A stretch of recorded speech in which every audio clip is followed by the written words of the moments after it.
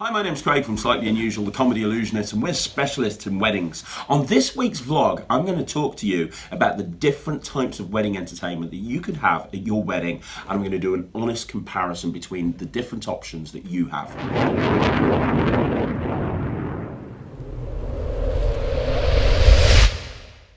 Cool. So, I've talked about this on vlogs before, and I talk about it to people that I meet at wedding fairs, but hiring entertainment at your wedding is massively important. Bridal Magazine, they did a survey. They surveyed 5,000 brides, and it turns out 78% of brides said looking back at their wedding, they wish they'd spent more money on entertainment. And the reason's simple. It's because entertainment is the thing that people remember long after everything else has been forgotten. They don't think of the colour of the chair covers. They don't think of whether there were fizzy cola bottles on the sweet stand. They think about the entertainment, and that's what creates the wow factor at a wedding. Be honest, think about all the weddings that you've been to. Do you remember the colour of the chair covers? Do you remember the photo booth? Or do you remember the entertainment that they had on stage that night? Entertainment is massively important. But you know what? When you're thinking about your wedding, there's so many different options. What entertainment are you going to have? What entertainment should you book for your wedding? Well, in this video, in this vlog, what I'm going to do is compare the most popular types of entertainment that you can have at your wedding, and I'll give you the pros and cons for each one, hopefully to try and give you some advice as to which entertainment you should book for your wedding. Okay, so number one, wedding magicians, specifically close-up magicians. If you don't know what a close-up magician is, it's somebody who mingles around during the wedding, going from group to group, performing close-up magic for one group, then to another group, then to another group.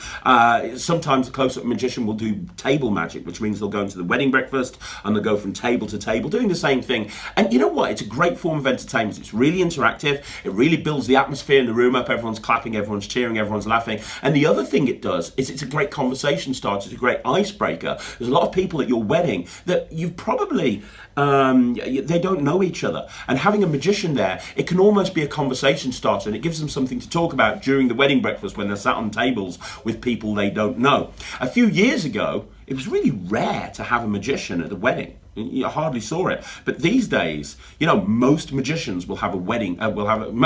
Most weddings will have a magician at some point in the day. So it's a great thing to do, and also magicians aren't really that expensive compared to a band or something like that. So there's a lot of pros. There are, however, some disadvantages. So one of the first disadvantages is some people just don't like magic. Some people think of magic as cheesy and a bit rubbish. And, I've actually been at weddings where they've hired a wedding magician and, people just go, no, I don't want to see magic. I don't like magic. I really don't want to see magic. It does happen, not all the time, but, you never have anyone saying, I don't like music. It just doesn't happen. But occasionally you have people that don't like magic. It's not really a massive issue when you're doing sort of walk around, but it's something to be aware of. The other thing is, magic is an unregulated industry. There's no industry governing body that governs magicians. So what I mean by that is that the skill level and the entertainment level of the magician varies greatly. You can have a terrible magician who just comes along and just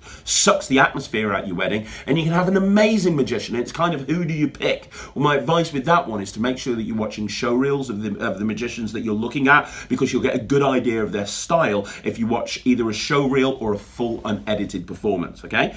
The other issue with hiring a magician is it sometimes doesn't feel like a big deal. Because, when you've got a mix and mingle magician who's there for maybe a couple of hours doing the photos, if you've got a lot of guests at your wedding, you might not have even seen the magician. Some of your guests might not even see that magician. Now, it's not really a big deal, but it's something to consider when you compare that to, say, a band where it's the centerpiece and everybody's attention is on the band. You don't really get that with a close-up magician. So if you're wanting that massive wow factor, sometimes a magician won't deliver that. So there's a lot of pros and there's a lot of negatives. Now let's have a look at a band. I mentioned a band a second ago. Let's have a look at a band now. The advantage with a band is, and normally you'll have a band on in the evening reception. So during the evening reception, they will be performing maybe one set or two sets, and typically what happens is when the room gets turned round, they will set up their equipment. So as people walk in, you see all of the band's equipment set up, and they'll play throughout the night. Now, the advantage of a band is they can absolutely get people up and clapping and cheering. Having a good band at your wedding is so much better than a DJ, because it's live music. It kind of really, we talked about the wow factor earlier, it really gives people the wow factor having a band at the wedding. And there is no other type of entertainment that gets people entertained and up on their feet dancing than live music. It works really, really well. There are a couple of negatives though. The first negative is your typically band that you hire will be anything from a 3 to a 5-piece band. So they're going to have a lot of equipment. They're going to take a lot of room up, which can be an issue if you've got a lot of people at your evening reception or you've got a smaller venue. I've seen people where they've booked a band without actually considering the size of the venue, and the band's really struggled to actually set up. So that's something that you really need to consider. The other thing is taste in music is subjective. So what you need to do what you need to consider here is sometimes the band might be playing music that people don't like. So you want to make sure that you hire a band whose style of music is something that fits with what you want and what your guests are going to want as well. That's really important. And the other thing with a band is they tend to be very, very loud, okay? Like really loud, to the point that when they're playing, you probably can't hear yourself speak.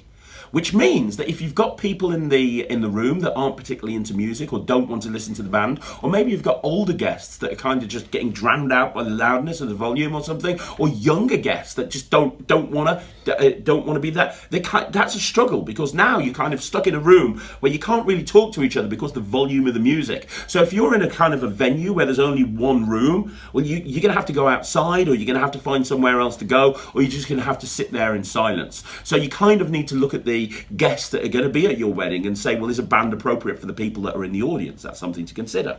Then the next type of entertainment is a singer. Okay, so a singer is basically like a band, but there's only one person there. Normally they'll have maybe just a PA system and a guitar or something like that, and they'll sing just like a band, but one person. So a lot of the advantages of a band will also work with a singer. It's great to have live music, but the advantage of a singer over a band is they don't take up anywhere near as much space. It's literally, I've seen singers that are booked and have literally been slotted into the corner of the room. Now, when people book a singer, there's a couple of places that they'll book that singer to perform. The first would be maybe during the evening reception. The second would be during the wedding breakfast or something like that. Now, during the evening reception, the thing you need to consider about a singer is that sometimes they don't have as big an impact as a band. Because you've got to understand, with a band, it's like all of this equipment. You've got a drummer, you've got a keyboardist, you've got you've got somebody playing the guitar, you've got multiple singers. It's a really big deal. Sometimes a singer can almost get lost in the crowd. So that's something to consider. What do you want out of your wedding? Do you want that wow factor? Because a single singer on his own probably won't create the wow factor as much as a band would. So that's something you need to consider. There are pros and cons there. And if you have a singer during the wedding breakfast, well, sometimes if you've got a loud singer, it's not going to work because it's going to drown people out so they can't talk. So then you kind of think, well, okay, well, what's the best type of act to have during a wedding breakfast if you want music? And then you kind of go down the route of having a harpist or having like a quartet or a string quartet or something like that. That's very popular at weddings. But the problem with a string quartet or a harpist or somebody like that is literally they are just playing background music. So when you walk into the wedding breakfast, you see the harpist and you go, oh, there's a harpist, that's quite nice.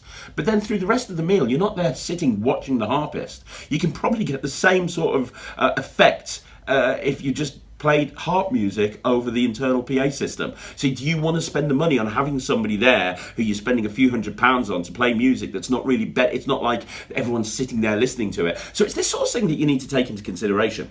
Then you've got a tribute act. A tribute act is basically the same as a band or a singer. The difference is a tribute act will be so for example, if you booked a singer, it might be, hey, he's going to come along in the style of Robbie Williams and dress and act like Robbie Williams and sing Robbie Williams songs. You might have a band that does the same thing, but they're dressed as the Beatles or ABBA or something like that. Now that works really well, and tribute acts are really popular. The thing you need to consider is if the guests in your audience don't like the Beatles, for example, well, that's something you need to consider, because you might like the music, but it might turn your guests off. Now, you could argue that this is your day, and if the guests don't like it, stuff it, and that's fine. That's the attitude you should take. But when you're booking a tribute act, you need to remember you're not going to have a big variety of music. It's going to be one style. The other thing is, these days, tribute acts are so common. They're like two a penny. You see them all over the place. And do you really want to have something at your wedding that just everybody sees all the time, or do you want to have something special? You don't really want to have, I've heard people talk about cheap tribute acts as a cheap copy.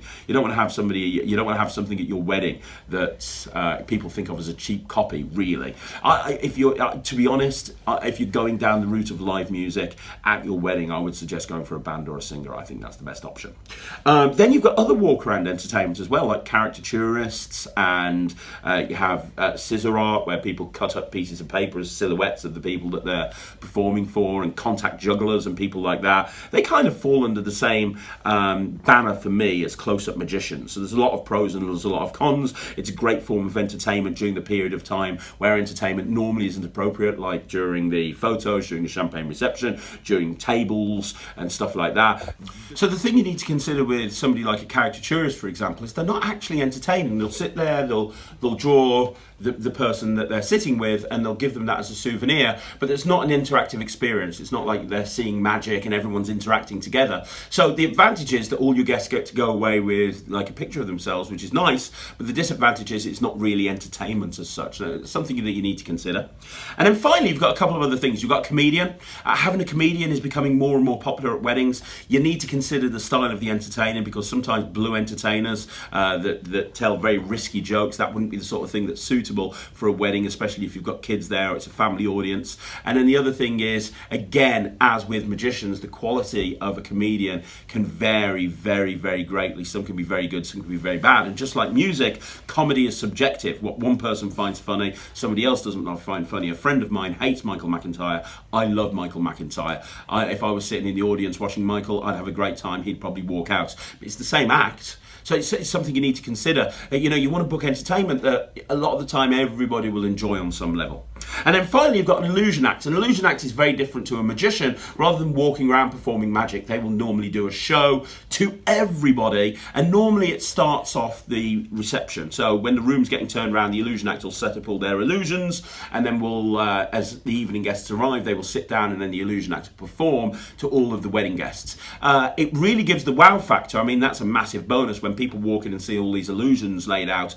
It's wow, really? This I haven't seen anything like this before. And that's the other thing, there's very few illusion acts doing weddings, which means that it is very unique. And that's one thing that a lot of brides and grooms want. They want their wedding to be unique. They want their wedding to be different. Everybody books a band, everybody books a singer, everyone has a DJ. How many weddings have you been to where there's a big illusion act? And it's normally, if you get the right illusion act, it's very interactive. You can have people jumping up and getting involved, and you can do stuff like making the bride and groom appear, float the bride up in the air, saw the groom in half, stuff like that. So it's very, very funny, and it normally raises the atmosphere. Again, the thing you need to consider with illusionists, like magicians, is sometimes people just don't like magic, and it might turn them off a little bit. You would know your guests better than me, but that's something you need to consider. And then also, an illusion act takes up a lot of space. Okay, you need to have a big venue, which can sometimes be an issue depending on where you're getting married or where you're holding your reception.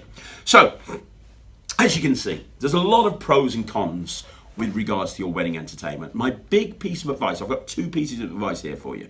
The first is, go with whatever you feel right. Sometimes I meet brides and grooms and they second guess themselves. Well, I'm going to go for this entertainment. We don't like it, but our guests will. Or I'm going to do this, because it's your day. Ultimately, it's your day. You want to book the entertainment that you personally would enjoy. That's the most important thing. To be honest, if your guests and your family and your friends that are coming along, if they're friends of yours, they'll probably just get on board with whatever you're booking as well. So don't think about your guests, don't think about your family and friends, book the entertainment based on what you want to see and what you want to listen to. That's the first thing that I'd take into consideration. The second thing is, make yourself a list of all the entertainment that you're considering booking, and put down next to the list the prices that they're charging, and then make a list of pros and cons. cons. What's the pro of having this at our wedding? What's the con of having this at our wedding? Well, okay, let's have a band. Well, that's great, but that's not very unique. Everyone books a band. Okay, well, let's get an illusion act. Well, that's great, but and look at all the pros and cons and then come up with something. But you want to book your entertainments earlier rather than later, because a lot of entertainers, they get booked up, especially during wedding season. At the end of the day, there's no right or wrong way of doing things. One wedding will be completely different from the other. But you know what? If I had to give you one big piece of advice, it's please make sure that you do think about your entertainment, because you don't want to be that bride and groom at that wedding where you've booked no entertainment and everyone's just sitting around just chatting to each other and there's no life in your evening reception. You want to make sure that this is a party that people will remember for the rest of their life, and the entertainment will help people remember it for all the right reasons. Guys, I hope that vlog helped. Like I said, if you want to find out more about what we do at Slightly Unusual, please get in touch. We can supply magicians and illusionists, so we can do everything from close-up magic all the way up to a big grand illusion show, depending on your needs. If you want a no obligation consultation, just give us a call on 0333 301 3001. And as for me, my name's Craig. I'll be more than happy to help you.